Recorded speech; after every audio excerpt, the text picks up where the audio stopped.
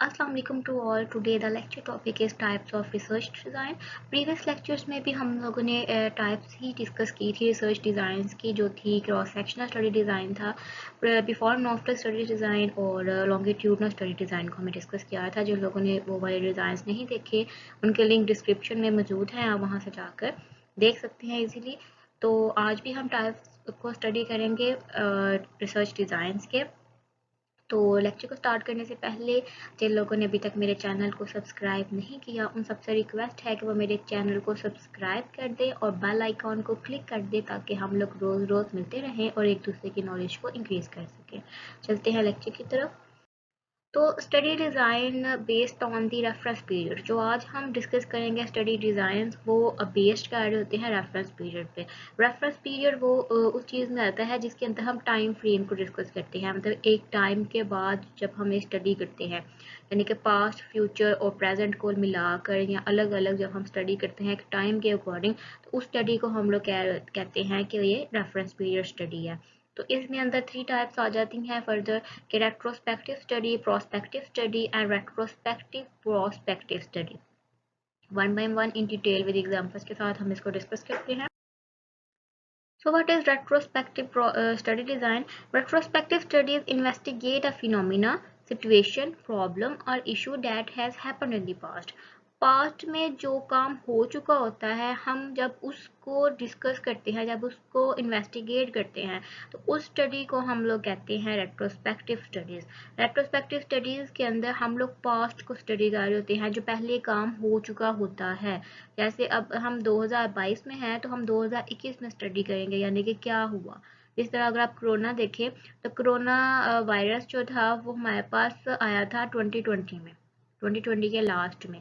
तो हम लोग जब कोरोना वायरस की पीछे हिस्ट्री को देखेंगे और सारे केसेस देखेंगे, क्या क्या हुआ, कैसे हुआ, कितने लोगों ने सरवाइव किया, कितने लोगों ने जो है उनको डेथ की, मतलब एक डेथ पॉइंट से जो वापस आए एक ज़िंदगी की तरफ, या फिर ये देख सकते हैं कितने लोग जो हैं वो फोत हो गए। तो ये सारा जो एनालिसिस होगा ये होगा हमारे पास रेट्रोस्पेक्टिव स्टडी के डिज़ाइन के अकॉर्डिंग होगा, कि हम इसमें पास्ट को स्टडी कर रहे हैं, प्रेजेंट को स्टडी नहीं कर रहे। इसके अंदर हम या तो जो ऑलरेडी स्कैंट्री डाटा कलेक्ट हुआ होता है उसको यूज़ करके, ठीक है, उस पर स्टडी कर सकते हैं, अपनी कंटिन्यू उस पर रिसर्च कर सकते हैं। या इसके अलावा अगर उस टाइम में जिन लोगों ने उस प्रॉब्लम को फेस किया होता है उनसे जाकर उनको एज अ रिस्पॉन्डर, तो हम उनसे जाकर जो है अपने क्वेश्चंस जो हैं फिल करवा सकते हैं, उनसे क्वेश्चंस कर सकते हैं, उनके इंटरव्यूज़ कर सकते हैं। तो इस तरीके से हम इस रिसर्च को कंडक्ट कर सकते हैं, ठीक है। 2 तरीके हैं वैसे मोस्टली जो ये रिसर्च कंडक्ट होती है रेट्रोस्पेक्टिव स्टडी डिज़ाइन के अकॉर्डिंग, तो वो यही होती है कि जो स्कैंट्री डाटा ऑलरेडी वेबसाइट्स पर मौजूद होता है उसको यूज़ करके तो हम लोग स्टडी कर लेते हैं। जिस तरह वर्ल्ड हेल्थ ऑर्गेनाइजेशन में कोरोना केसेस के बारे में ईच एंड एवरीथिंग जो है वहाँ पे मौजूद है, हम उसको यूज़ करके उस पर एनालिसिस करके तो बता सकते हैं कि इतने लोगों ने कोरोना वायरस से उनको ये मसला हुआ और इतने लोगों जो सर्वाइव किए, इतने लोग फोत हो गए, इतने लोग जो है उनको ये वायरस टच किया लेकिन वो हेल्थी हैं अभी। हर चीज़ हम बता सकते हैं। For example retrospective study design की एग्जाम्पल ये है the living condition of Pakistan people in the early 20th century.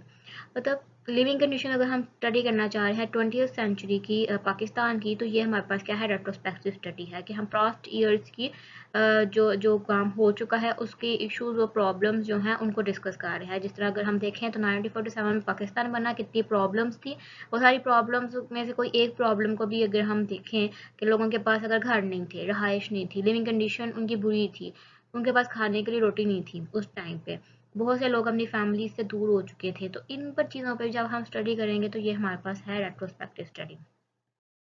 उसके अलावा analysis of heart patients due to blood pressure from 2001 to 2010, या इस तरीके से कर लें कि हम एक टाइम पीरियड सेट कर लेते हैं कि इतने साल लो जो प्रीवियस गुजर गए हैं।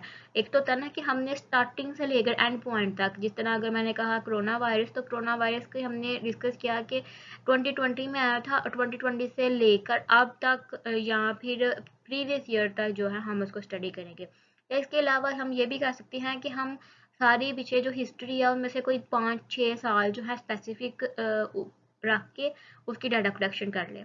तो जिस तरह अब ये एग्जांपल है कि हम ब्लड प्रेशर की वजह से जिन लोगों को हार्ट अटैक होते हैं या जो लोग हार्ट पेशेंट्स बन जाते हैं, हम 2001 से लेकर 2010 तक के पेशेंट्स को स्टडी करना चाह रहे हैं, इन पे एनालिसिस करना चाह रहे हैं कि कितने % लोग हैं जिनको ब्लड प्रेशर की वजह से हार्ट अटैक होता है या वो हार्ट पेशेंट्स बन जाते हैं परमानेंटली।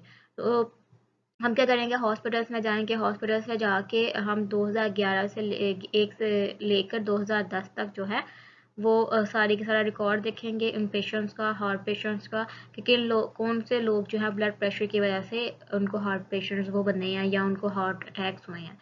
तो इस तरह हम स्टडी को कर सकते हैं पास्ट में।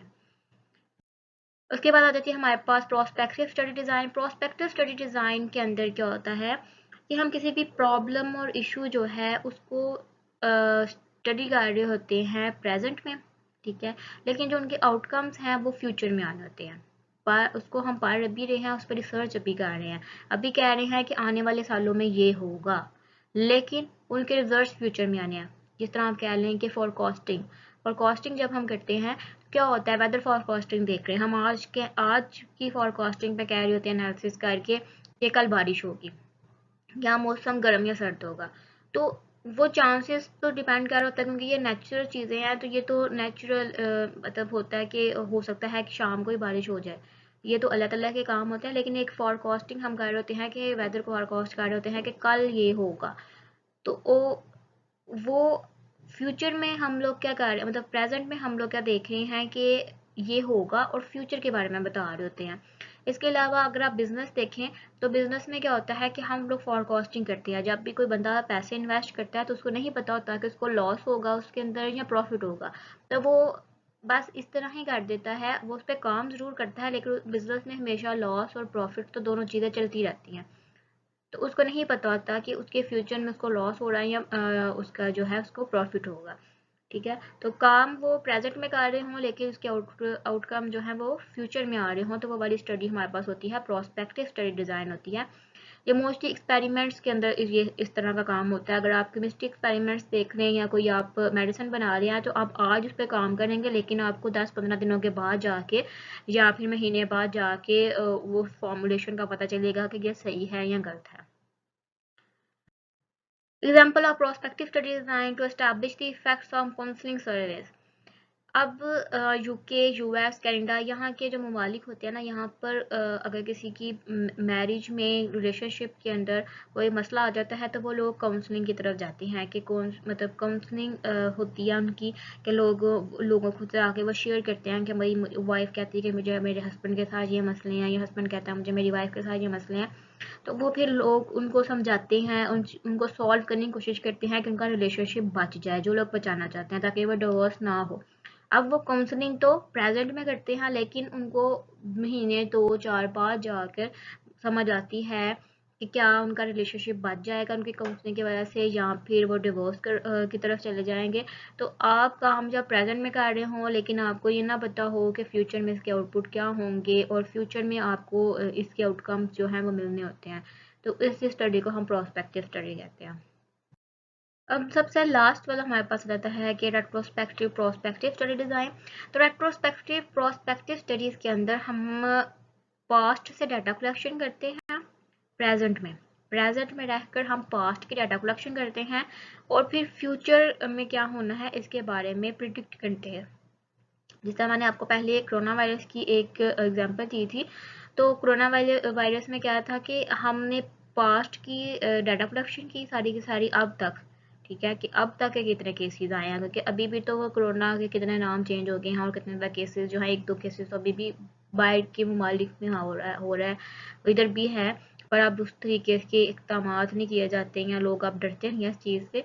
तो वो हम सारा का सारा स्टडी कर लें कोरोना वायरस को, और फिर उसके बाद हम ये प्रिडिक्ट करें कि आने वाले सालों में क्या कोरोना वायरस जो है वो दोबारा आएगा या नहीं आएगा, एक प्रिडिक्शन करते कितने % चांसेस हैं।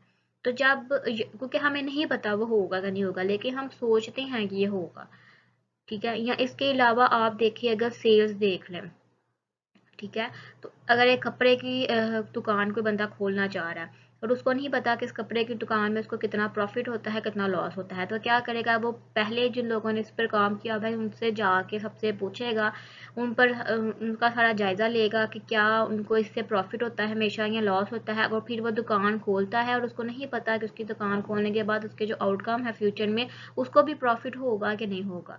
तो ये वाली एक एग्जांपल भी इस पर सेट होती है, और भी बहुत सी चीज़ें हैं इस पर सेट होती हैं। तो हम सिर्फ इतना ही करते हैं। अगर हम देखें इसकी एग्जांपल देखें रेट्रोस्पेक्टिव प्रोस्पेक्टिव स्टडी डिज़ाइन की, तो relationship between level of unemployment and street crimes. Unemployment कितने सालों से हमारे पाकिस्तान में, तो स्ट्रीट क्राइम उसकी वजह से बहुत ज़्यादा होती हैं। लोगों को नौकरियां नहीं मिलती तो लोग जो हैं वो इस तरह चोरी करते हैं, लोगों की चीज़ें चुराते हैं और उससे अपनी रोटी वगैरह खाते हैं। या कई लोगों को शौक होता है या कई लोग अनएम्प्लॉयमेंट की वजह से करते हैं।